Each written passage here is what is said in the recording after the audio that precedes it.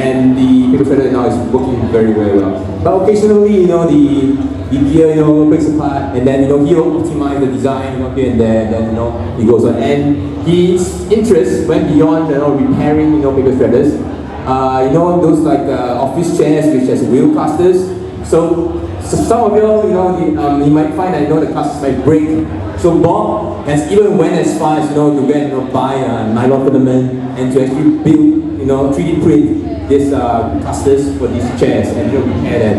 And in the process, he actually went to build his own Delta printer.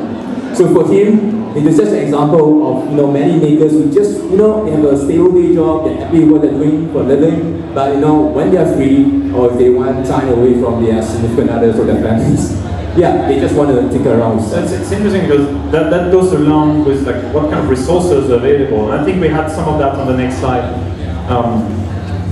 So we're talking about motivations, but you need tools. And the most famous tools probably for makers today are like electronic kits, 3D printers, and laser cutters. There's a lot of things you can do with that. There's also some limitations. And there's communities of people who can actually support you. So, like in your makerspace, how can you describe it, the community, the hackerspace, and the maker movements in Singapore? What kind of community support you can find? What kind of tools you guys have? What do people do with them? Okay, so in the Singapore hackerspace, we actually have a very, very tiny hardware room. So inside there are some very, very basic tools like 3D printers, overhead drill press, electrical oscilloscopes, and we have some members, doing 3D electronics hardware for part-time. And some of these members, they've actually, a few years ago, they started realizing that, hey, you know what, there's so many, software meetups, like, Michael mentioned, Ruby meetup, the PhD meetup, and iOS conference. But there wasn't something very specific for hardware. There was something called the Raspberry Jam. That was for the Raspberry Pi users. But when we talk about electronics hardware, it's not just about the Raspberry Pi. There's a lot of things like the Photon or BeagleBone or PLCs. And so some of the hackerspace members, they came together and they started organizing this event called Hackware. So right now, I dare say that this is actually one of the most active communities in Singapore for electronics hardware. And I think in general, the Singapore communities, hardware communities, and the maker community is very, very friendly. And there's no flaming and this sort of thing that's happening in the western part of the world. Yeah, so maybe we want to share more about the other maker.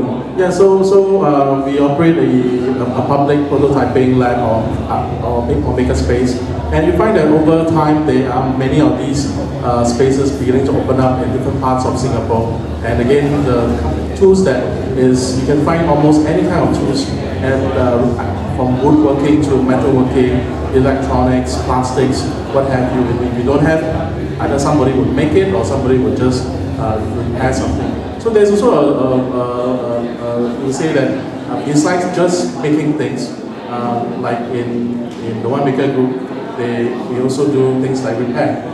So repair is also becoming quite a dominant activity that people comes into.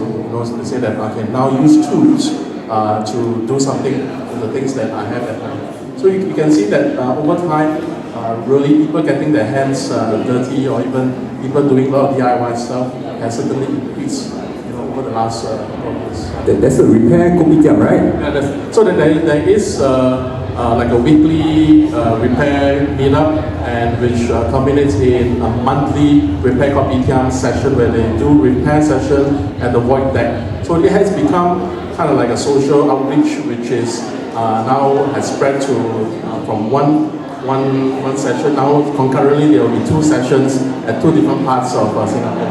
So when you think that this is actually a very good way from the grassroots to be able to do something that affects our own neighborhood. Something that normally we don't even usually we will say, oh, anything to do with the neighborhood, the government will take care. But in this case, the makers take it upon themselves, to say that this is a good culture, and we think that our neighbors should be able to embrace it. That's interesting, because at Hacks we work with a very small subset of makers, which are people who actually want to create a scalable business, and typically need some kind of barrier of entry, whether it's science or software, it could be material science or some new, medical research that they've done to apply to a medical device, for instance. Do you see much interest in the maker community in Singapore to try to build startups, or is it mostly focused on learning, DIY, kind of self-reliance type of thing, on sharing with the community? Well, I can offer just a bit of my own experience. I would say yes. For companies or startups that have a business model which they want to build a product, and many of them happens to come from places like the universities or the technical college. Yes, they do have a lot of mentorship and guidance provided, and in this case, the facilities they are equipped to do many of this. So in fact, it's a whole in the university labs. Yeah, in the university labs. So it is a huge think of it as you can say it's a very top-down, huge line of a huge production line of people waiting to pitch ideas to you. But there are also independent so-called makers who may come together and say let's build something, and of course many of them may do something and have limited success. Either they may be able to build something, but maybe only limited to prototype, or they may have the ability to build something, but perhaps because of the lack of resources to raise funding, they may just say, okay, I'm going to license it to someone else. So more like inventors licensing. Yes, that's right. Yeah, one of the challenges we find with various ecosystems, we invest globally, like US, Europe, Asia, is that generally teams can get to a first prototype, sometimes thanks to maker spaces, sometimes because of university labs. The challenge is how can you iterate fast enough to improve, cost down, and then get to production. And that's where Shenzhen becomes really important. And typically the teams that join us, they realize that if they try to do everything back home, wherever they are, it's going to be too slow, too expensive, and competition might be coming in. So that's where kind of things plug in. But obviously this has to be kind of full-time, very committed endeavor in that case. So if let's say someone wants to do a hardware startup, and then how long do they need minimum to be in Shenzhen? So in our case, our accelerator program runs for about 4 months. But when you join, typically the teams have kind of an ugly prototype. So most investors don't want to invest in an ugly prototype because they're not familiar, they want to see something that looks like it's already ready to be on the shelf. So they come in, by the end of the program, about 4 months later, they have a very pretty prototype that works, but they also understand the supply chain. So it's not yet fully manufactured, it's not like a product coming out of a factory line, but they know how to do it, they know how much it's going to cost. They have a lot of people who can help them troubleshoot that. That means that typically they need another 6 months to 12 months to go through the whole manufacturing setup, the certification process, the testing, the different runs you need to do. Because with software, there's no certification. You can ship whatever you want, like as long as it's not software that goes in a self-driving car. Nobody's going to really kill, can kill, right? But the hardware kills. So on the one hand, hardware kills, but on the other hand, hardware solves real physical, real-world problems that apps can't act on. Like if you want to move things, you want to, do anything with a human body or with a physical environment, you need hardware. So it's a little bit of a cycle, but it's also very interesting in terms of impact and in terms of business potential. Can you tell me one of the coolest or latest project that emerged from X? So we have like a lot of them because so 160 investments. The last group that graduated was 15 startups. I think on the next slide we'll have actually a really cool project. So so it's all the same project. The machine you see on the top is basically the world's first desktop-sized water jet cutter. So maybe you're familiar with laser cutting. Of course you are. Maybe some of the audience are. So cheap, affordable consumer laser cutters. They can cut wood. They can cut plastic. It's pretty cheap, but it can only cut soft material. The problem is that there's a lot of things that, if you really want to make final products, you want hard material, you want to work with metal, you want to work with ceramic, glass. So the beauty is that water jet is like a thin beam of water with like fine-grained sand, like crushed rock particles inside. It cuts everything.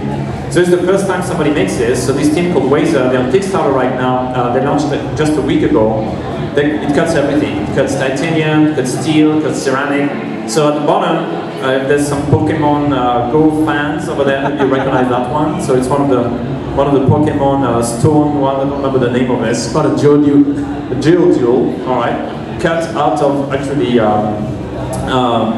basically like stone-like material. So if you want to do that by hand, which you have to do because there's no other tool for like individuals to actually cut such material, getting that level of detail is going to be almost impossible, and it's going to take you very, very, very long time.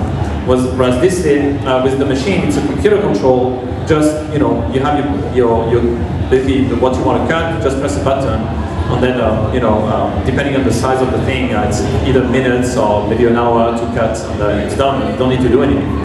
So it's going to have a huge impact because suddenly you can work with many materials that were absolutely impossible to work with before. So there's people who are doing jewelry, knife making. If you want to do like your bathroom tiles, everything can be done with this. So it's really quite interesting as a new tool. So it's on Kickstarter right now. It's close to $1 million. So it's a good project. Wow, impressive. Right, so, well, I guess that's all the time we have. I think we're having kopi somewhere, right? Alright, so if you can, that's all the time we have, so I think we'll still be around, so if you can catch us later if there's any question or... Any burning questions that you must ask us before we leave the stage? There's a question here, yes? So let's go. I think there's kopi somewhere. Let's go.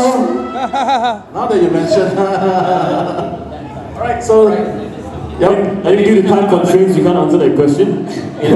Maybe we can have a couple of words to wrap up. So, just on my side, so I find that hardware is really exciting. I went into it 3 years ago. I think basically new machines, health technologies, robotics are fantastic. I think tools like this one that open things like personal manufacturing is really amazing, and because it will allow you to create things instead on your own instead of having to buy them. Even recycle things, upcycle things. There will be potential also to create micro factories, so you don't need to go all the way to China to actually make things. So I think this is really like an amazing time, and like the open hardware movement is also going to facilitate that. So I'm really excited about it. Final words from you? You can say. I think China seems to be the place, so see you in China. Yeah. See you in China. Yeah, October, Shenzhen Maker Fair. Yes! Cheers. Thank you, everyone. Thank you very much, William, Luther, and Benjamin.